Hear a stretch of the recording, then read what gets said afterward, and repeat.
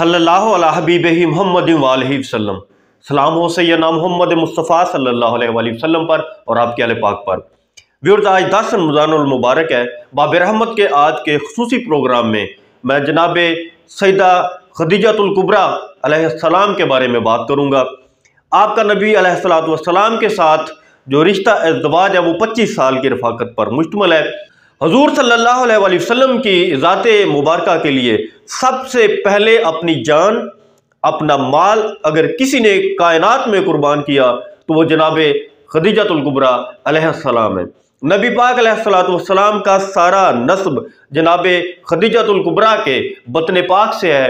آپ کی رفاقت نبی پاک علیہ السلام کے ساتھ اس طرح کی رہی کہ پورے 25 سال کی رفاقت میں جناب رسول اللہ صلی اللہ علیہ وسلم نے دوسری شادی نہیں کی۔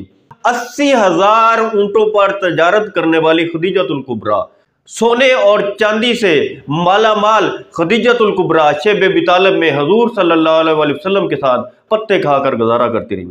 جناب خدیجہ الکبریٰ کے بطن پاک سے اللہ پاک نے حضور صلی اللہ علیہ وسلم کو سیدہ فاطمہ الزہرا جیسی ام حبیبہ عطا کی۔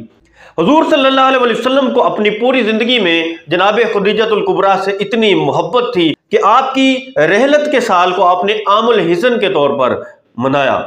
جناب خدیجہ الکبریٰ کی زندگی امت مسلمہ کی خواتین کے لیے ایک مثال ہے کہ ایک ایسی بیوی جس نے اپنی زندگی کا سارا سرمایہ اور اپنی مکمل زندگی اپنے شوہر کے نام کر دی۔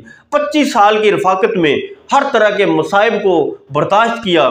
وہ شوہر جب نبوت کا اعلان کرتا ہے تو سب سے پہلے اپنے شوہر کی اس بات کو تسلیم کیا، اللہ کے وحدانیت کا اقرار کیا، نبی پاک علیہ السلام کی ہر بات پر لبیک کہا۔ پوری رفاقت کے 25 سال میں کبھی ایک لمحہ بھی ایسا نہیں ہو سکتا کہ جناب خدیجہ الکبریٰ نے نبی علیہ السلام کی ایک بھی بات کا انکار کیا ہو، یا آپ کی کسی بھی بات کو تسلیم نہ کیا ہو، یا آپ کے لیے کوئی بھی چیز قربان نہ کی ہو، یا آپ کی ذات مبارکہ سے کسی چیز کو بڑھ کر ترجیح دی ہو۔ نبی کریم علیہ السلام اور سیدہ خدیجہ الکبریٰ کی رفاقت کو، آپ کے رشتہ ازدواج کو، میں آپ کی دونوں ذات مقدسہ کو، آپ کی محبت کو، آپ کے عشق کو سلام پیش کرتا ہوں۔ آپ کی محبت کائنات کی تاریخ میں رہتی دنیا تک ہمیشہ روشن اور منور باپ کے طور پر امت مسلمہ کی ایک ایک بیٹی کی تربیت کرتی رہے گی۔